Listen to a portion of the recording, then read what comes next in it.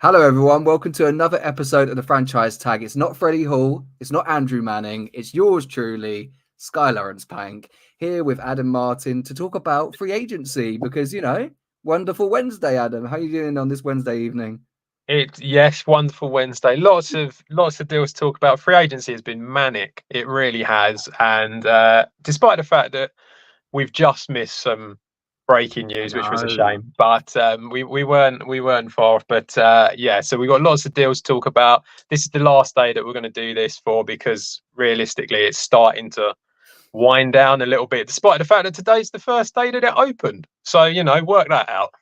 You did, pre-warn me about that. I always forget, these little deals in the background, the sort of tampering period where they can have these chats. I mean, like you said, there's not been as much exciting stuff, but there's been Calvin Ridley, which happened, half an hour ago. I mean, I didn't see him going to the Titans, but I No. guess considering he had that year out, he's got a 4-year deal, which at his, point of his career, I think that's really good. How do you see his fit there? And that's good for Will Levis as well, right? Yeah, I mean, for Will Levis, he's got Hopkins already, but now he's got himself Ridley as well. So he's got two really good options at the wide receiver position. Obviously, they've brought in Joe Mixon as well with Tajay Spears. So they've got two good running backs. That offense is starting to look a little bit better. Desperately need to do something with the O-line. They really do, but they can do that through the draft. So they're in a good position to do that. But Ridley, yeah, 4-year deal, 92 million, 50 million guaranteed. Apparently, a lot of talk that actually that's not the most that it was offered to him. He Oh, was actually offered more to stay in Jacksonville, and he turned that down. Apparently, that's a rumor that's going around. But yeah, it's interesting that he's decided to go. So Calvin, lots and lots of money, no betting until you've retired. Okay, that's what we want to see. we won't get him on the betting show. You said Joe Mixon then, it threw me off, but you've tied me into he's on the Texans, Joe. But Who did they bring in? Sorry, I there's know, been I so know, many over the last I few know, but days. I It's don't know been who else. chaos. I can't think of who they brought in now because I've got Joe Mixon in my head. But you've set me up for, I don't know. They've obviously got someone else in. But Mixon They've was a big one though in terms of his fit on Houston. Though I mean, for me, I weirdly think that he lost. I don't know if this is harsh. While you look for who the other running back is, I'm going to ask you a question about Joe Mixon. I know the Bengals obviously last year had a lot of injury issues. Obviously with Joe Burrow going down was the big one, but I feel like Joe Mixon lost a step a bit. Like, and I still think that Houston are in need of a third down back. Do you think that was the right move? Obviously, they had to bring someone in because Singletary's gone to the Giants. But how do you feel about Mixon in Houston? yeah, just quickly, Yeah, who Tony was it? Pollard has gone to the Titans. Oh yeah, we Yeah, spoke about the Dynasty chat. Sorry. yeah, I think Mixon going to the Texans is they needed to bring someone in. Obviously, like you say, Singletree gone. He's gone to the Giants just to try and make Andrew feel slightly happy that he's got Singletree after Barkley going, bless him. But yeah, I kind of agree a little bit. I do think that Mixon did kind of trail off a little bit last season, but at the same time, he's still shown that he's capable. They need Yeah. to bring someone in. So I kind of get it. I think they've kind of worked that quite nicely. I'm not 100% sure what the deal was for Mixon, but I don't think it was a particularly um, higher Because it price. was basically a trade. I don't know. I can't remember what the price was either. Yeah, because they were about to cut him, weren't they? And then Houston basically they swooped in. Exactly, yeah. So Yeah. I don't think he's cost him a large amount of money. They've traded for him probably for a fairly minimal fee, so that's kind of not been too bad trade wise as well. They've got a guy who is a solid running back. He's a decent running back, and he will probably do pretty well for them. But it probably won't be anything significantly different to what they've already had um, with the likes of Devin Singletary. So it's not going to be a massively different thing, but it is something good. We do actually have some breaking news. What's just come through? Sky's excited. It's the first time he's ever hosted, and there's been breaking news. So Tell me. Seahawks. This is from Ian Rappaport. Seahawks Pro Bowler and All-Pro linebacker Bobby Wagner is signing with the Commanders. 1 year deal, 8.5 million, guaranteed 6 million. So, that's a decent deal there for the Commanders. They need to bring in some players that Dan Quinn is going to be happy with. I feel like a veteran like that, Dan Quinn's going to be pretty happy with that. So yeah, pretty good deal, and I think a decent deal for Wagner as well. Did Dan Quinn coach him when he was DC? Quite possibly. Yeah, I think so. I think there must probably a previous, because that was, I'm probably thinking, what, 2013, 14, around that time. I'm pretty sure that would have been, he was around when they won that Super Bowl against Denver. So maybe they've got that history there. But like you said, that's good for Washington. And while we're on Washington, I know obviously probably a bit harsh, Mariota going to the Commanders is not particularly exciting. But one question I did want to ask you was about Sam Howell, because we've had all these quarterback movements, and I think, he split a lot of opinions last year. For me, I think he played well. It was just that the O-line was so bad, but we know the Commanders are going to go QB in the draft.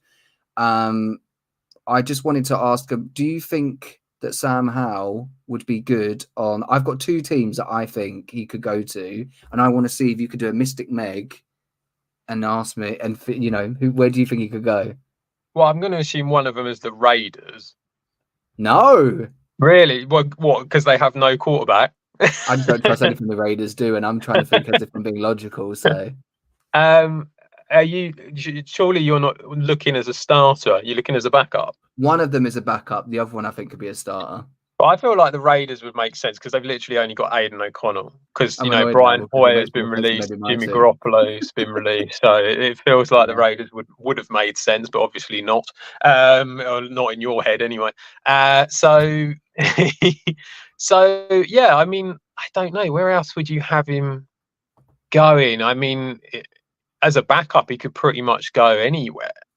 The backup one, I feel like I'm trying to have you guess out about 30 teams is not fair. I was thinking the Rams, because we saw he could air the ball. Yeah, because I thought we've seen he can air the ball out, and I thought they've got good receivers, a good place to go and learn under McVay. But the starting gig, I was thinking Denver. Okay, yeah. I mean, they haven't got anyone, have they? Because the Brett Rippion's gone, isn't he? He's a developer. Brett Ripien signed for the Bears earlier today, so he's going to be the backup for who you would think would be Caleb Williams, but he's currently the backup for Justin Fields because he's still there. So that's what he'll be there for. So yeah, Denver doesn't have a quarterback. To me, it feels very much like they're going to go for one in the draft. Yeah. Well, like you said, Washington obviously made their moves, but you probably set me up well there, because one of the big news of the day was Jimmy G being released, and maybe this is a bit harsh to ask, but on him, do you think that's his career? We saw this coming for a free agency standpoint, didn't we? The Raiders are looking for a QB. There's been pretty much, the rumor mill has been going round and round with them, but I feel like this could be the end of the road given his injury history. I think as a starter, it probably is the end of the road for him. I could see that he would get a backup job somewhere if he's willing to do it for the money that he won't get big money, but I could see him as a backup, maybe like a 1 year, $5 million deal, something like that. I could see him getting. I suppose it depends if he wants to be a backup, and also he's going to miss the first 2 games of the season, isn't he, because of the PED thing? That's the only downside to it, really. But I could see him still getting involved, but not as a starter. And then obviously Freddie went through with us last week in terms of this top 10 list, and I had a look, and from the NFL.com top 10, there's only Tyron Smith left, and obviously, I'm hoping he comes to the Patriots because we need that O-line. But the big news of that top 10 today was Danielle Hunter. Obviously, the Texans splashed the cash. Me and you spoke about, we thought they would make a move on defense of some sort to go out and get a big name player. We spoke about the other side of the ball, a few minutes ago about Mixon, but how do you think he impacts D'Amico Rice's defense, and do you think it's a good signing for Houston? Yeah, so one of the things that me and Andrew, whenever we've done the mock shows and we've looked at the Texans are gonna take, it's always been an edge rusher all the time. So an edge rusher was definitely something that they needed. They got rid of Grenard, didn't they, earlier on in this free agency period? So it made sense for them to bring someone in. And Hunter's been great for the Vikings over the last few years. I think he'll do really well there. I know it's something like a $50 million deal, isn't it? And I think is it 2 years or it's 2 or 3? I'm not sure. But yeah, they've got themselves a really good player, and it kind of made sense for the Vikings to sort of let him go because he was going to cost them so much more money than what they were willing to pay, which is basically what happened in the Kirk Cousins deal as well. So that's how come he ended up going. And, if you're a team that is looking to sort of rebuild, which is kind of what it feels like the Vikings are doing at the moment, then you can't have guys like that on your team and pay for them. It doesn't make any sense. You're just better off getting rid and getting them out of the cap space so that you can go and get yourself, a decent amount of players to help you rebuild. So that makes sense. As for the Texans, they've now got Will Anderson on one side and this guy on the other, and it really wouldn't shock me if they continued and got more sort of edge rushers or D-line guys, because it does kind of feel like the offense is fairly sorted. And it's the defense where they need to sort of bulk out the team. So yeah, that kind of makes sense, and I think it'll do very well for them. I really do. I think that playoff game, like you said, when they lost to the Ravens, that second half showed they needed to shore up that defense, and completely agree with you. I think it was the right thing for the Vikings to let Hunter go, because although he's coming off 2 double-digit sack seasons, he pretty much had 2 years injury prone prior to that, and he's going to be 30 this year. So I think that works out for both sides. One that I really want to talk about is Gardner Johnson going back to the Eagles. And the reason I want to talk about that, I feel like you know what I'm going to say, is because it's now going viral again that when he left Philadelphia, he said his least favorite thing was the people. And now he's back. So he's done an apology. He's returned. I really rate him as a player. I think he's obviously a good fit. But how do you feel about the return? It's one I didn't see coming, but I guess it makes sense, right? Yeah, after what he said about the fans, maybe not. So it would be interesting to see what the reaction is when he first starts up with them again. It is a weird one. I kind of felt like he went to Detroit, didn't he? Yeah. And he just I don't know. It didn't really work for him that well in Detroit, I didn't think. The problem that they had was always in the secondary. It wasn't very good. That's where he plays, and it just didn't really happen. So, yeah, he's gone back. We all know Howie Roseman and all that knows how to get a deal. So he's probably got himself a really nice, cheap deal there for Gardner Johnson. I know it's 3 years, 27 million. So it's not like... It's not a nothing, because he was injured a lot with the Lions. I'm surprised they gave him 3 years. Yeah, it's not a nothing deal, but I do wonder. I don't know. I haven't looked at the contract, but I imagine there might be some empty years at the end of that. Like a lot of these deals are starting to become now. So, yeah, it's not a surprise in respect of he's a good player, and the Eagles are just signing good players again. It's ridiculous how many good players they've signed in this free agency period, but it is surprising given what he said and how he's going to have to work that back a little bit. I know, it's like going back to your ex-wife after you've slated her in court or something, but these things happen, don't they? Well, yeah. So Gareth's obviously happy about that. The Steelers for Freddie, we know how much he loves Russell Wilson. He's happy, but one of Russell Wilson's potential weapons for next season is gone in Deontay Johnson. He's gone to the Panthers. For me, I think Carolina realized they made a mistake in that they drafted, obviously DJ Moore was gone. They got Bryce Young. Do you think this move is basically around, let's take a flyer on a guy who's been fairly productive for Pittsburgh and hope that it's going to help with Bryce Young's development? Yeah, I think I don't know. It's a difficult one. I'm a little surprised from the Steelers' point of view that they've done this, although they have bought in a corner, haven't they, as part of the trade? So that is an area that they do need help at. It is corner, it is O-line for the Steelers. That's what everyone keeps saying all the time.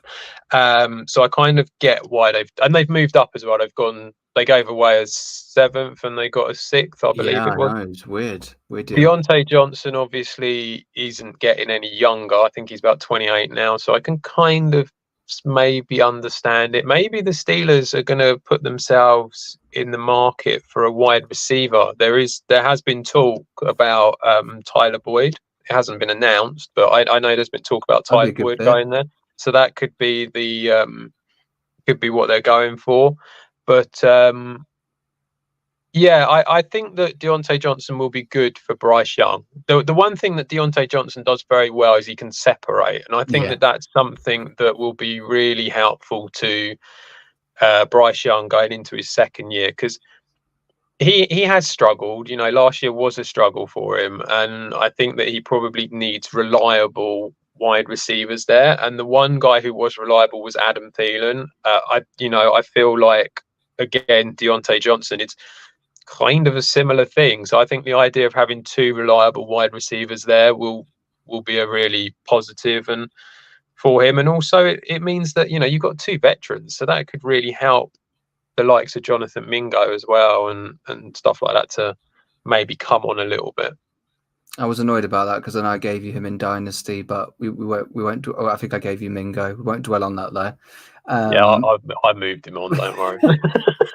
Also, just on another comment I thought with the Steelers was just, I think George Pickens, we saw he didn't want to block a lot last year, and I'm not questioning his attitude because I feel like he has all the talent in the world. But I think the Tyler Boyd thing you said would make sense because this essentially will now makes Pickens the undisputed wide receiver 1.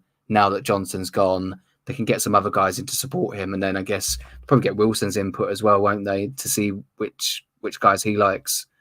Yeah, and the other thing you've got to remember is that obviously, Arthur Smith is now the OC there, so he's going to want to run the ball a lot. So wide receivers, although they need them, they don't necessarily need wide receivers on big, expensive contracts. Obviously, Pickens is on a rookie deal.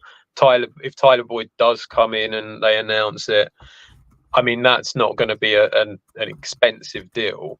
So you sort of think them 2 would be pretty good. And that kind of makes sense, I think, for the Steelers, who are and have really always been a run-heavy team. So it kind of makes sense. We'll stay on receiver talk. Obviously, the big one today, which I feel like we discussed in a chat and you saw coming, but I talked up his red zone ability. But Mike Williams, I mean, the Chargers had to make some moves, obviously, to get under the amount for the cap. They're compliant now, but where can you see Mike Williams potentially landing? Because I know he's obviously had a few injuries in his past, but I feel like there's every stretch of a fantasy season where he puts 3 or 4 games together. So, he can make an impact somewhere, but what landing spots do you potentially see for him? Yeah, so when it comes to Mike Williams, the whole Chargers thing is that the cap is a mess. It has been a mess for quite a long time now for them, and I believe they are actually okay now. Once they released him, it was okay. When it comes, I mean, firstly, Khalil Mack's come out and said that he's staying. Apparently, they're reworking a deal. He's not going anywhere. I'd be surprised if Keenan Allen went, because there was talk about them trading all of them. I get the feeling they didn't really get much interest from anyone. Mike, save 20 mil and we'll keep Keenan. Yeah, exactly. Yeah. So I think that was why they did what they did. So it makes sense. You got to look for wide receiver needy teams, to be honest, when it comes to someone like Mike Williams, and because he's a vet. Personally, myself, I think the Jets make a lot of sense. They have Garrett Wilson, but they don't really have much else around that. I mean, Alan Lazard is there, but he's a bit in and out. I just feel like that would make sense. So the Jets I could see as a team that need a wide receiver. Obviously, we have spoken about, the Panthers needing wide receivers and stuff like that. So maybe they might go for a sort of a more vertical threat, which is what Williams is. The Cardinals need wide Yeah, receivers, even if they go for Marvin Harrison. yeah. Hollywood Because Brown Marquise is a Brown free could, agent. yeah, yeah. He's still one that's out there. No one's picked him up yet. So they need someone. They have money. The Broncos have money. They've just traded away Jerry Jeudy. So there's another one. So there's a and then you've got your teams like the Patriots, who haven't really got much at the moment. Like the Commanders actually aren't too bad, so they should be all right. I But was hoping you certainly say the us. Patriots, yeah, I'd be happy with certainly that. the Patriots would make sense as a team that's got plenty of money and need to bring in receivers. So yeah, there's a few that you could argue. The problem with him is he can't keep fit. That's the problem. And so it's really about who wants to spend the money on a guy that struggles to keep fit. Yeah, it's a shame for him because he's going to be turning 30 this year as well. And I know receivers typically have a longer shelf life because, injury plagued the last couple of years, but hopefully it works out for him. You mentioned the Jets there. Obviously, Kinlaw's gone from the 49ers to the Jets. That shores up the defensive front. I know before the show I mentioned about them getting Moses back at right tackle. But I guess because they need O-line help too. We saw with Rodgers going down so early. But of those two, obviously the bigger talking point is Kinlaw. How do you obviously Robert Saleh must be delighted with that? Do you think the Jets are obviously going to be they're probably focusing on defense now, aren't they? And I think they're going to look to try and take some pressure off of Rodgers by improving that defense as much as they can. Yeah, I mean, it's a very strong defense already, and Kinlaw's been pretty decent for the 49ers. I was a little surprised that they've kind of let him go. But yeah, I mean, he's been decent. Robert Saleh, like you say, has gone and raided his old team, so it's a decent move, and it's one where I think they benefit a lot from it. The one thing we've always said about the Jets is it's O-line and wide receiver. That's what they need in order to be able to basically keep Aaron Rodgers up and give him a weapon as well. So they're the two things that they need. But yeah, if you can get someone like Kinlaw in, that's not a bad deal at all to get him in. So that's a really good move. Just moving on to the 49ers as well. Obviously losing him, but also Eric Armstead has been released as well. Again, a bit of these two moves for a team that have to be considered win now. After losing out last year in the Super Bowl in the last season, it just feels slightly strange. I'm glad that you highlighted that because I'm always a big advocate's not the right word, but a big believer, in that the Super Bowl hangover is a big thing. And we saw that happen to the Eagles this year with that collapse. And I know it's very early to speculate in the season, but with the Niners moves, especially on the defensive side, you start to think, well, actually, the offensive weapons are getting a year older. They've just missed out on the big prize. And now you're losing two stalwarts on your defense. So, yeah, it'd be intriguing to see what the Niners do in free agency in the draft. Yeah, I mean, they do have plenty of draft picks. I mean, they got 5 compensation picks, didn't they? So they've got quite a lot of draft picks this year. Obviously, they're at the back of most of these, but they can still bring people in. But at the same time, it's not. It's still surprising. It's not really what you want to be doing to just sort of like get rid of these big name players that have been around on your team for a long time. So it is a little bit surprising. Yeah, I always wonder with those compensation picks, and they're based on like average salaries and play times, etc. And I don't think the Patriots got any. So whatever. Well, it's if you let people go as well, isn't it? Yeah. Well, whatever hand Belichick had in the pocket of someone, we've obviously lost out on that. Gerard Mayo needs to build up some relationships. You can't have everything, No, that's true. Well, on Patriot talk, not to focus on, but Gesicki is left to the Bengals, and this was one where actually, as much as I didn't really warm to him massively on the Patriots, that's mainly because I didn't warm to the entire offense, stuttering. I think that's a good fit for the Bengals. I mean, he's turning 29 this year. He still had, 2 years ago, 2 productive seasons on the Dolphins. I think it's a good productive tight end for Joe Burrow to work with, right? I quite like this signing. Yeah, I think it's a decent sign. It's cheap as well. It's a 1-year deal, isn't Yeah. it? So it's not costing him a lot. It makes sense. That the Bengals obviously are a team that we have been seeing have been mock draft to take Brock Bowers. A lot of people have said that he will drop to around the middle of the first, and obviously, so because of that, he would be available if they wanted to trade up for him. There is that it is a need. It's something that they desperately need to do, and so bringing in someone like Gesicki, who, I thought he was solid all the time he was at the Patriots. I thought he was decent for the Dolphins. I thought he's always been a pretty good tight end. He's not anything amazing, but at the same time, they don't really want anything amazing. They've got Jamar Chase, and at the moment they've still got T. Higgins. So it's like you don't need anything special, but you just need to get someone in who's reliable, and I think that he's a pretty reliable pair of hands for him. Have I lost Sky completely?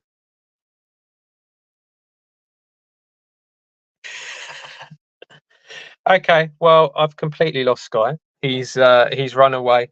So if he comes back, we will talk about some other stuff. But at the moment, there's been a few other deals that have gone through today. So Darnell Mooney has joined Atlanta. I think that Mooney going to Atlanta is a really good move for the Falcons. It means that they can, it's not just going to be about Drake London, and it's not just going to be about Kyle Pitts. So it's another guy that they've got in that offense for their new quarterback Kirk Cousins to go for. So they are all in at the moment. They bringing in someone like Cousins. It's only something you do if it's an all-in move. And I think that Darnell Mooney, he's had his critics in Chicago, but I think he's been pretty okay. Really, he hasn't been too bad. And so I'd be surprised if he didn't make something happen. You can just pretend that you've asked me about Darnell Mooney, because that's what I'm talking about. Typical Sky hosting. The connection went, the Wi-Fi went, and I know. Well, absolutely. All I was going to add on I'm sorry, I did a Houdini, but what I was going to add was, I know you mentioned about Bowers dropping. I'm still set on him going to the Chargers at 5. Yeah, possibly. I'm talking about Mooney now. I've moved on. I'll just carry on doing it without you. I don't mind. So yeah, I think that Mooney's got a good in an offense that's going to be really strong, and it's a decent deal for him. He's got a couple of years in Atlanta with Kirk Cousins now, and I think that it's a really good move by the Falcons to get themselves another weapon. I'm glad. Do you know what? I'm so glad. I'm intrigued that you said that, because I even deleted him off my list to talk about. I was like, if Adam brings it up, I'll talk about it. But yeah, the Falcons almost got too many players now on offense. But Kirk Cousins probably licking his lips. I mean, yeah, good for him. In terms of other quarterbacks, actually, we have Winston, who's gone to the Browns. I mean, probably again, I feel like there is. Well, we spoke about this because of a dynasty trade that I done recently with Fred. I'm conflicted in one element that Deshaun Watson on the Texans was a top 10 quarterback, and he's still in his late 20s. He could get back there. But considering how bad he was last season, do you think the Browns have done this in mind thinking, well, Winston could be our QB1 because he's got the arm talent. The issue is just that when you ask him to air it out too much, there's too many picks. But we know they're a very ground and pound team. So I quite like this fit, them signing Jameis Winston. Yeah, I think it's a good move for him. I mean, Winston has shown, hasn't he, that he is a capable quarterback at times. The problem is that he throws a lot of picks. That's the problem. I mean, but you have to feel that as time goes on and the more experience he gets, hopefully he might not do that so much. I also think the thing that a lot of people forget about Winston is that he's a decent rusher. He's not a bad rusher of the ball. I mean, that's what Watson's going to do. So it kind of makes sense. You've got yourself your main quarterback in Deshaun Watson, but if he does go out injured, which he did last year, then you've got a guy who not only can air out the ball and be reasonably okay with it, but he can also, have the same playbook, and he can rush the ball in the same way that Deshaun Watson can. So in that respect, it kind of makes sense that would be what you would want to go for. So yeah, I think it's a decent one. And I don't know, I kind of feel like he did pretty well, obviously, for the Bucks when he was there, and he didn't do too bad. But it kind of felt like that last season there, he had that sort of, what was it, 30 touchdowns, 30 interceptions, wasn't it? And it was like stuff over 5,000 passing yards. Like, it was just like Madden. He was just throwing it up and seeing if it was a pick or a touchdown, basically. Yeah, and so, but I think the one thing that a lot of people forget is that he was kind of being asked to do that. It wasn't so much that he was just doing it for a laugh. It was like, they did actually ask him to do that. And so obviously because of that, you kind of feel like, well, what more did you want from him? So I kind of feel like he's had a little bit of a bad rap. I'm not saying he should be a starting quarterback at all, but I do feel like as a backup, he's a fairly solid option. And I think he's kind of got the same sort of abilities that Deshaun Watson has, just not quite as good. But yeah, why not? I think we say that because he's a likable guy as well, isn't he, Jameis Winston? I mean, yeah, even a couple of years ago on the Saints, I'm pretty sure they were 5-2, or he had a decent record.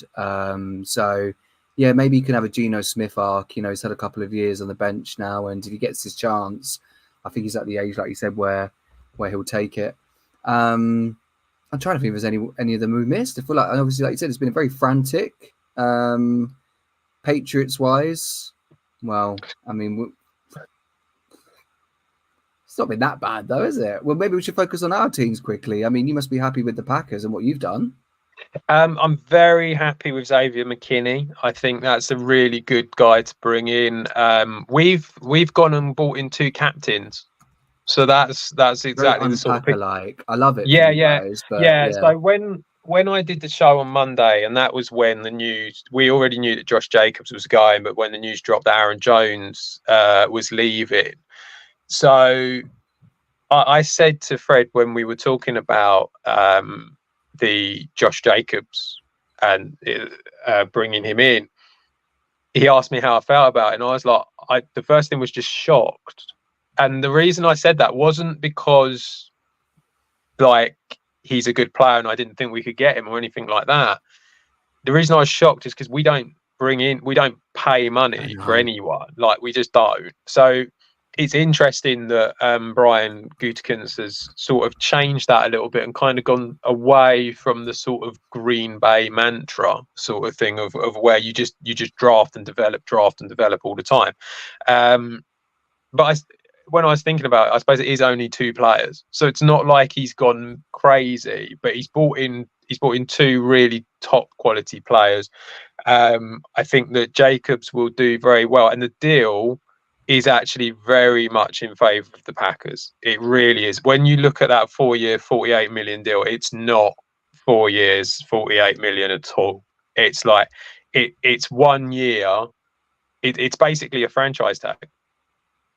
And then we can keep him for another year if they want to. They've got an out after year 1, and then there's an out after year 2, and it just sort of becomes almost like a constant prove it deal for him.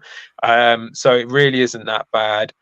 And I think the thing is that when it comes to Aaron Jones, as much as everyone wants him to stay and wanted him there, they're only going to pay so much for a 29-year-old running back who has had injury problems. And it's just like, as great as he was at the back end of the season, that's how it works, isn't it? You can't be sentimental about it. So they kind of valued him at like $4 million for 1 year. And he went out and got a 1 year, $7 million from the Vikings, who it's, when you think about it, is a mental deal. When you think about it, for the Vikings, they're not in a position to win. No. So why would you bring in a 29-year-old running back? It's such a strange thing to do. But they needed a running back, so that's why they've done it. But so really a shame that Aaron Jones is gone. I'm not really that concerned about any of the others that went. I mean, you know, some of them are decent. Like John Runyon's been decent on the O line. He's gone to the Giants, but the Giants paid him 30 million. So I mean, he's not that good, but he's all right. And yeah, just you know, Josh Jacobs has come in.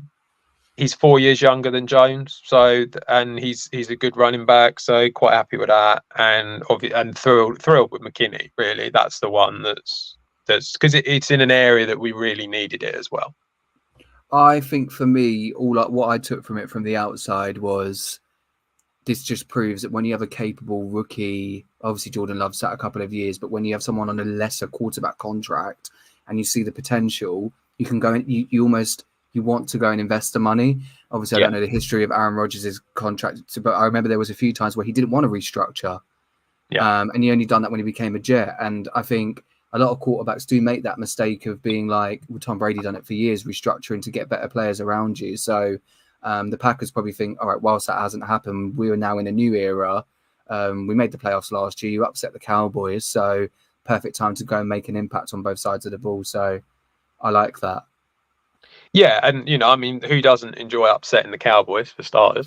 Yeah, that makes sense. And also, you know, you saw, I think it was one today, one yesterday. You know, Patrick Mahomes is restructured his contract. Yeah. He's basically, the Chiefs have now got something like 25, 26 million extra space.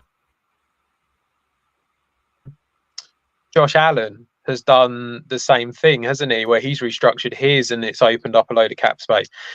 They're just going to keep doing it every year and all the way through, because if they just keep doing it, they'll get their money eventually. Yeah. They don't care. And it's like, if they just keep on doing it, then they're basically creating a retirement fund for themselves, you know, at the end of when they're finished. So it is financially sort of like messing about with the cap, but at the end of the day, if they can do it, why wouldn't they do it? And it helps the team out. So it makes complete sense why these quarterbacks do it. But yeah, I mean, how are we feeling about the New England Patriots? I think the GM Elliot Wolf I mean, nothing's lit up, you know, the news headlines where you go, that's amazing. But I'm happy that Kendrick Bourne was re-signed. Josh Uche's back on a 1-year deal, and apparently he had some offers elsewhere. Obviously, we drafted him in 2020, so glad that he stuck around. Yeah, he took a considerable less deal, didn't he, to stay in New England? 1-year deal. I mean, at the Germany game, you could kind of see he seemed invested and settled in Boston when he's in and around the media stuff. And me and Fred he did the event in London last year when he was over here with Edwards Hilaire, Gabe Davis, etc. He seems like he bought into the culture and the Belichick stuff. So, and I guess it helps when your new head coach used to play linebacker too. Probably thinks you can learn a thing or two from him. So there's that. Happy with that. Obviously made the signing on the O-line, the re-signing there, which is good. And yeah, for Matt Jones, happy for him to go back home to his native Jacksonville. I think we probably did right by him doing that. Also, I mean, again, they're not exciting signings, but getting someone like Austin Hooper in to replace Gesicki, you know, Van Pelt was his OC on the Browns. So you start to see things that say, well, at least there's some sort of plan, not just signing random free agents for the sake of it. I think you like it when someone's coach someone else and there's a relationship there. Can I ask, what did you think of the Hunter Henry deal? Because we've seen, we've seen the likes of Gerald Everett go for like 2 years, 12 million, and there's been a couple of other tight ends that have been like 1 year, 5 million, that sort of thing. Hunter Henry was it 3 years, 30 million? It seems like an awful lot of money. I'm so conflicted in the sense that his first year in 2021, like I was like, oh wow, imagine if Tom Brady had him. I was like, you know, that would have been so like he was like, okay, this is a Patriots tight end.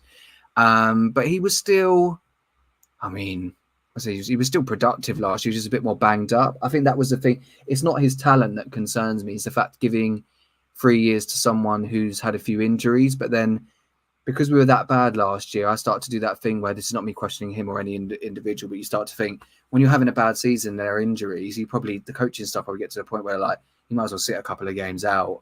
So they must have obviously for any rookie, whoever we draft, it's probably the right thing to keep him around, right? Because he is a very good tight end. It's just maybe I would have gone 2 years instead of 3. Yeah, kind of makes sense. Just before we go, just a few players that are still out there. We spoke about Tyron Smith already. I'm surprised he hasn't been snapped up. I have I'm to say. still GM Panks hoping to do better than GM Judon. So I'm surprised that hasn't happened. Mark Hollywood Brown again, a wide receiver. I know he's 27, but I wouldn't say that would be a reason as to why you wouldn't. I know he got injured a little bit, but I'm surprised that someone hasn't taken him on. Chase Young, of course, is still not taken. Hasn't been taken on by anyone. He's got Jadeveon Clowney on the list. I'm sure I saw that Jadeveon Clowney got paid today. I'm not sure who by, but I don't think he's a free agent anymore. 2 hours ago, there was a Ravens post which said, "Will the Ravens bring him back?" But he had a visit with the Panthers. I think he might have got paid. I'm not sure. Okay. Obviously, there's a couple of guys. Trent Brown, your guy. Yeah. Still available, 31. So there's a few guys that are about, and then there's a few of the older guys as well. Like your Calais Campbell's is around, DJ Reader, Stephen Nelson, Devin White. You see, Devin White is still. I know. Nothing's happened with him at the moment. That's surprising. Ryan Tannehill, if you want a really bad quarterback, you could go for that. Mate, maybe you could take Ryan Tannehill. No. I think I would. I know we joke about me having feelings for other teams. I might actually switch teams then if we signed Ryan Tannehill. But the point is that there are still a lot of guys available at the moment. Obviously, it's kind of reaching at the end of the free agency thing. So, like I said, this would be the last show that we're doing for it. Yeah. But there are a few guys about. And then just a little bit of breaking news. Nothing too exciting, I'm afraid. But 6-time Pro Bowler safety Harrison Smith has agreed to restructure his contract and will be staying with the Vikings, according to Tom Pelissero. They needed that.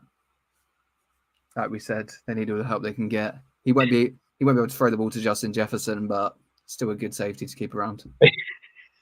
Yeah, he's a decent guy to have in the locker room, isn't he? So he'll be all right. So yeah. Well, the final point where you mentioned about the quarterback I didn't mention is I'm happy that Jacoby Brissett's returned to be a good mentor for whoever we draft. Yeah, and of course Brissett is he did all right, didn't he, when he came in at the Commanders? He's been all right. Even when we had him, when Brady had the 4-game suspension, and Jimmy G got hurt, you could see he's a guy who learns a playbook, relatively well, and done decent at the Colts too. So, yeah, even if he started the season, Adam, I think I'd be fine with that, just to see where we get to. So, yeah. I mean, obviously, if you guys decide to go for a quarterback at pick 3, which is what. Daniels. I mean, the rumor that's going around is that basically if Jaden Daniels isn't there, you're trading out the pick. I know, which annoys me. That seems to be the rumor, and that you're not going to take Drake May.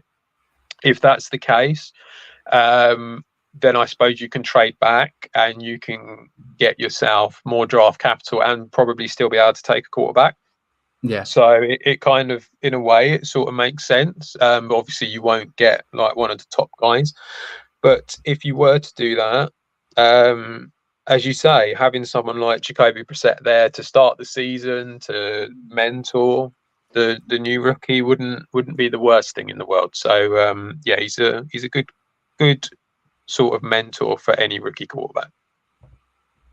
And then the only other point I want to say before, obviously, we're going to get to our magic 45 mark, is I reckon Marquise Brown will go to the Chiefs, mate. That's where I see. I think that makes almost. I think they might be waiting for whatever reason, but we know they need wide receiver help, and we saw the speed impact that Tyreek Hill had for years. I'm not comparing the two. I'm just saying I think they lack some speed, and he could be, and that might be the reason why Mahomes has restructured his contract. We'll see if there's any bets on that, but we'll save that for any future betting shows. But yes, thank you to everyone who tuned in.